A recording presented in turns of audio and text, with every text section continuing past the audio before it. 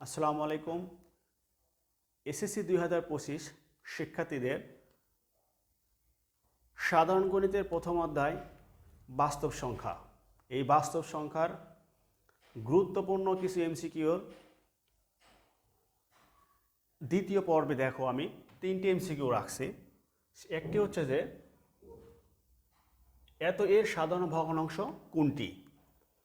তো এত এর সাধারণ ভগ্নাংশ এইটা প্রকাশ করার জন্য আমাদের হচ্ছে যে 3টি বিষয় ভালো করে লক্ষ্য রাখতে হবে। দেখো সেই 3টি বিষয় কি কি। প্রথমে করব কি, আমরা পুরো সংখ্যাটা এখানে লিখে নেব। লিখে নেওয়ার পরে পৌনঃপুনিকের আগে যতগুলো অঙ্ক থাকবে এই অঙ্কগুলো আমাদের কি করতে হবে, এই সংখ্যা থেকে বিয়োগ করতে হবে। তাহলে বিয়োগ করলে কত বাড়াবে? এখানে 23।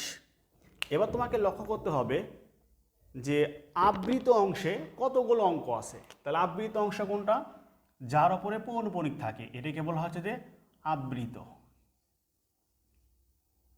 আবৃত অংশে যতগুলো অঙ্ক থাকবে ততগুলো হরে কি নিতে হবে? 9 নিতে হবে।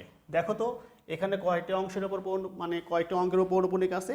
একটি অঙ্কের উপর পৌনঃপুনিক আছে। এই জন্য আমরা কি করব, এখানে একটা 9 নেব। এরপরে তোমাকে খেয়াল করতে হবে অনাবৃত অংশে কয়টি অঙ্ক আছে। তাহলে দেখো এখানে অনাবৃত অংশেও আমাদের কোনটি? দশমিক আর পৌনঃপুনিকের মাঝখানে যেটা, এটাকে বলা হয় অনাবৃত। অনাবৃত। এই অনাবৃত অংশে দেখো অঙ্ক কয়টি আছে? একটি। সেই জন্য শূন্য কয়টা হবে? একটি হবে। তো তুমি এখানে একটা কি করে দাও, শূন্য বসাই দাও। আমাদের এখন কাজ হবে এখানে বিয়োগ করা। তো 4 থেকে 3 গেলে এখানে 1 থাকে, 3 থেকে 2 গেলে 1 থাকে, আর 2 থাকলো, আর এখানে 90। দেখো এটা কার সাথে মিল আছে? এই যে খ নম্বর অপশনে দেখো, এটা তোমাদের সঠিক উত্তর। আশা করি তোমরা বুঝতে পারছো। 4 নম্বর প্রশ্নে দেখো এত গুণন এত সমান সমান কত? তো আমাদের এখানে কাজটা করতে হবে ঠিক। যারা 3 নম্বর পড়ছো তাদের জন্য কিন্তু 4 নম্বরটা খুবই সহজ হবে। দেখো সেম কাজ এখানে আমরা হচ্ছে ওইটাকে ফলো করব। তাহলে এখানে দেখো কত লিখব, 4218 মাইনাস দেবো তোমার হচ্ছে যে 42, আর নিচে দেখো এটা দুইটি অঙ্কের উপর আমাদের হচ্ছে যে পৌনঃপুনিক আছে, তাহলে হরে দুটো 9। এবার গুণ চিহ্ন দাও। এবারটা দেখো কত লেখা আছে, 28 লেখো, বিয়োগ দাও 2, নিচে কত লিখবা 9, আর হচ্ছে 0। এখন তোমরা হচ্ছে যেখানে সমান চিহ্ন দিবা, সমান চিহ্ন দেওয়ার পরে এখান থেকে বিয়োগ করবা। যে এই 4218 মধ্যে যদি আমরা 42 বিয়োগ করি, 4176 ভাগ হচ্ছে তোমার হচ্ছে যে 99। এখানে গুণ চিহ্ন দাও, এখান থেকে বাদ দিলে কত থাকে 26, তার নিচে 9। এখন তোমরা করবা কি, ওপরে এগুলো গুণ করে লবগুলো গুণ করে লবের জায়গাতে লিখবা, হরগুলো গুণ করে হরের জায়গাতে লিখবা। ক্যালকুলেটর ভাগ দিলে যেটা অ্যান্সার আসবে ওটাই। তাহলে মূলত এখানে ক্যালকুলেটর ভাগ দিলে আসছে 12.189।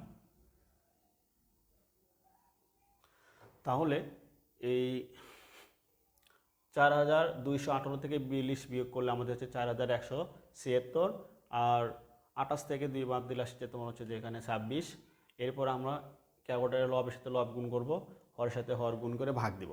ভাগ করার পর দেখবো আমরা কত আসবে, 12.1858585 এরকম করে তোমার আসতে থাকবে। এটিকে বলা হচ্ছে তোমার আবৃত দশমিক ভগ্নাংশ। তো যে সংখ্যাগুলো একাধিকবার আসতেছে এখন ওই অঙ্কগুলোর উপর কী দেবা, পৌনঃপুনিক দিবা। তাহলে 8 আর হচ্ছে 5 পৌনঃপুনিক দিলে দেখো আমাদের অপশন কোনটা, খ নাম্বারটা সঠিক হচ্ছে। এবার দেখো 5 নাম্বার, যারা গুণ পারবা তারা ভাগটাও পারবা। তো এই 5 নাম্বার এমসিকিউটা কীভাবে সলভ করতে হবে এর অ্যান্সারটা তোমরা হচ্ছে যে কমেন্ট বক্সে লিখে জানাবা। যারা কমেন্ট বক্সে সঠিক উত্তর দিতে পারবা আমি বুঝবো তোমরা এই এমসিকিউগুলো বুঝতে পারছো। আর যদি বুঝতে না পারো তাহলে কমেন্ট বক্সে সেটাও বলবা, আমি আরও সহজ করে বোঝানোর চেষ্টা করবো ইনশাআল্লাহ। আল্লাহ হাফেজ।